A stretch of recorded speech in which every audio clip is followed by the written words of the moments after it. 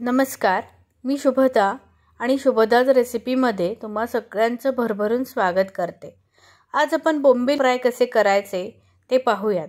बोंबील fry म्हणजे fish फ्रायचा एक सुक्का प्रकार, म्हणजे सोडे, सुकट तसंच एक प्रकारचे हे बोंबील असतं।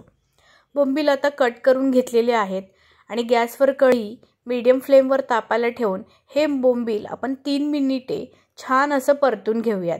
परतल्याने काय होतं, बोंबिलावरची जी घाण असते किंवा शेपूट असतं किंवा त्याची वरची जी काही स्किन असते ती न्यायला हेल्प होते।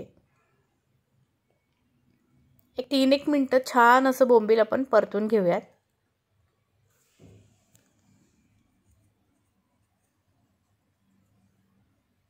आता इथे ग्लासभर पाणी घालून अगदी 30 सेकंद फक्त हे ओले करून घेऊयात। मस्त।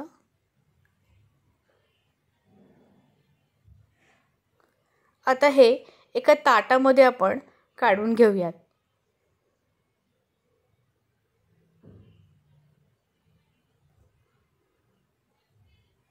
गॅसची फ्लेम ऑफ करून एका ताटात असं काढून घेऊयात।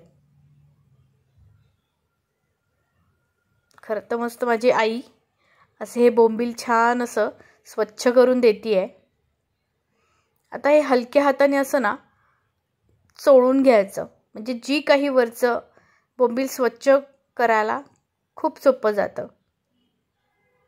आणि असं थोडं थोडं करत जर काही शेपूट असेल किंवा काही वरची स्किन असेल ती निघायला हेल्प होते, म्हणजे बोंबील कडवट लागत नाही।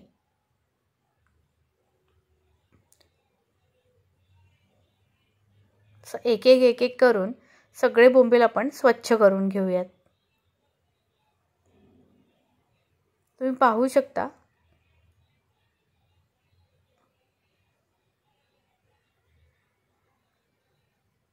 मस्त। आता तोपर्यंत बोंबील साफ होईपर्यंत एक 3 मीडियम आकाराचे कांदे चिरून घेतलेले आहेत आणि आता गॅसवर कढई तापायला ठेवून त्याच्यामध्ये जवळपास एक 6 चमचे तेल घातलेलं आहे। 6 चमचे तेल घातल्यानंतर तेल गरम झालं की त्याच्यामध्ये 3 आकाराचे मध्यम कांदे बारीक चिरून घेतलेले आहेत आणि एकदम गोल्डन ब्राउन होईपर्यंत आपण त्याला परतून घेऊयात।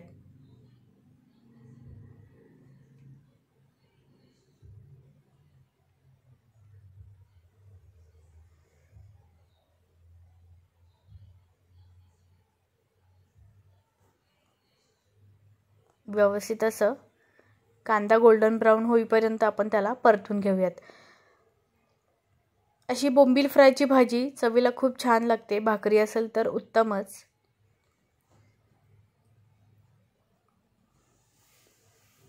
आई कॅमेऱ्यात येत नाही, त्याच्यामुळे ती जसं जसं सांगेल तसं तसं मी ही भाजी केलेली आहे बोंबील फ्रायची। आता कांद्याला हलका हलका रंग येऊ लागलेला आहे।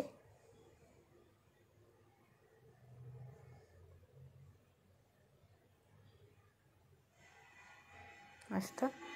आणि आता स्वच्छ धुवून साफ केलेले जे बोंबील आहेत ते आपण याच्यामध्ये घालून घेऊयात। बोंबील फ्राय करताना कांदा जास्त लागतो, त्याच्यामुळे जेवढा तुम्ही कांदा जास्त घ्याल तेवढा हे बोंबील फ्रायची क्रिस्पी बोंबील फ्राय खूप छान बनतात। आता ही आईची नेहमीची पद्धत आहे की कधी पण तेलामध्ये ती मसाले घालते जेणेकरून मस्त असा रंग पण छान येतो। इथं तिने एक अर्धा चमचा हळद घातलेली आहे। काश्मीरी रेड चिली आता ती घालती आहे, जवळपास 1 चमचाभर काश्मीरी रेड चिली तिने वापरलेली आहे। आणि आता घरी केलेल्या गरम मसाल्याची पावडर 2 चमचे तिने घातलेली आहे। कुठलाही नॉनव्हेजचा पदार्थ असला की तो थोडा तिखट चांगला लागतो। आता पुन्हा एकदा हे सर्व बोंबील आपण छान परतून घेऊयात। त्याच्यामध्ये तुम्हाला हवं तेवढं पाणी घाला आणि चवीनुसार मीठ घालून घेऊयात आपण। आणि जवळपास एक 10 मिनिटं झाकण ठेवून हे बोंबील शिजू द्यावे. झाकण ठेवल्याने बोंबील शिजायला पटकन मदत होते. आता 10 मिनटं झालेली आहेत माझी आणि तुम्ही पाहू शकता मस्त असं बोंबील छान असं शिजलेलं आहे आणि छान तवंगही सुटलेला आहे. वरती छान अशी कोथिंबीर पेरून बोंबील खायला रेडी आहे.